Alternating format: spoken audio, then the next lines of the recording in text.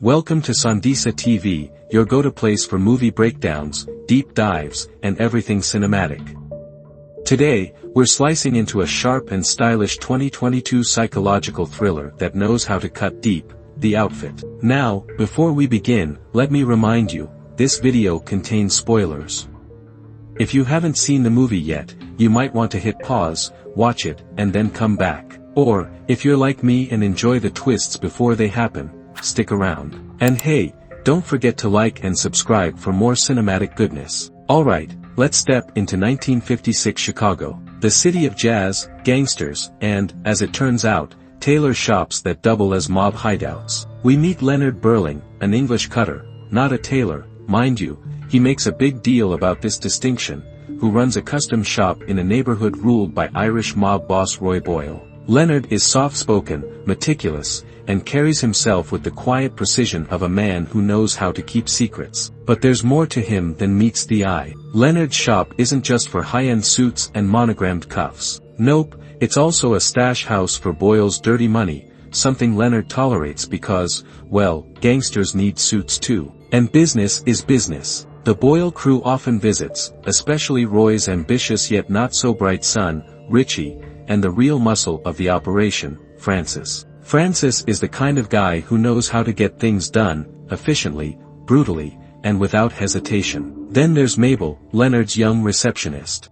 One fateful night, everything goes sideways. Francis storms into the shop dragging Richie, who's bleeding out from a gunshot wound in the abdomen. Leonard, despite not being a doctor, or even a tailor, is forced to patch Richie up while also stashing away a mysterious briefcase. Inside, a tape recording from The Outfit, a national crime syndicate founded by none other than Al Capone himself. This tape contains damning evidence that could bring the whole Boyle operation crashing down. Richie, in his feverish state, gets paranoid. He's convinced there's a rat in their ranks, someone feeding intel to their rivals, the LaFontaines. He believes this tape will reveal the traitor, and with little to lose, he starts playing detective. Now, Leonard, quick on his feet and even quicker with his words, subtly plants the idea that Francis might be the rat. You can almost see the gears turning in Richie's mind, despite the blood loss making them a little rusty. Francis returns, and things take a turn for the worse. Leonard, ever the smooth talker,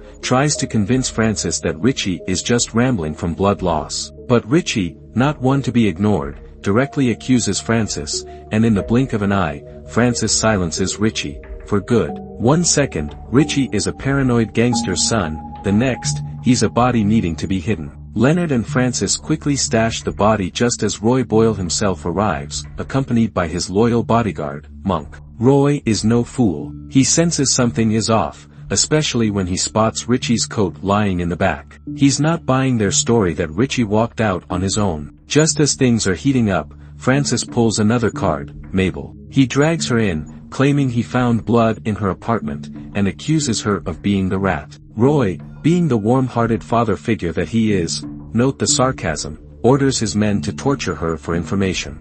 But Leonard, ever the strategist, diverts Roy's attention with a tale of his own past. He reveals that he came to Chicago to escape tragedy. His wife and daughter were killed in a fire that consumed his former shop on Seville Row. This revelation buys just enough time for Leonard to execute his next move. The phone rings. Leonard picks it up and pretends it's Richie, claiming he's waiting for Roy at a different location. It's a bold gamble, and miraculously, it works. Roy and Monk leave to find Richie, but Francis stays behind, unwilling to let go of his suspicions. Leonard, proving once again that he's the sharpest guy in the room, convinces Francis that Roy's time is up. The old man is losing his grip, and if Francis plays his cards right, he could be the new boss. But how? Enter Mabel. Leonard reveals that Mabel actually is the rat. She's been feeding information to the LaFontaines and the FBI. With Leonard's guidance, Mabel calls Violet LaFontaine, offering to sell the recording and revealing Roy's location. Francis hides,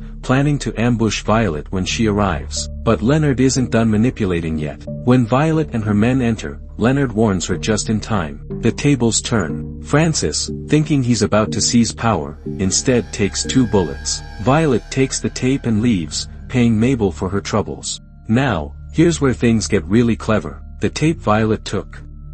Fake. The real one is still in Leonard's possession, recording every word spoken that night, evidence strong enough to take down the remaining Boyles and LaFontaines. Leonard hands the real tape to Mabel, urging her to send it to the FBI and use the blood money to finally chase her dreams. With everything set in motion, Leonard prepares to disappear. He douses the shop with flammable liquid, ready to erase all traces of the past. But just as he strikes a match, there's one last loose end: Francis. Turns out, 2 bullets weren't quite enough to finish him. He lunges at Leonard, and in a final act of deadly precision, Leonard uses his prized fabric shears to stab Francis in the neck. The man who once wielded violence so effortlessly is taken down by a humble cutter. With his shop in flames and his past consumed along with it, Leonard slips on a dark jacket, one last disguise, and walks away, disappearing into the night. And that, my friends, is the outfit, a masterclass in deception, tension,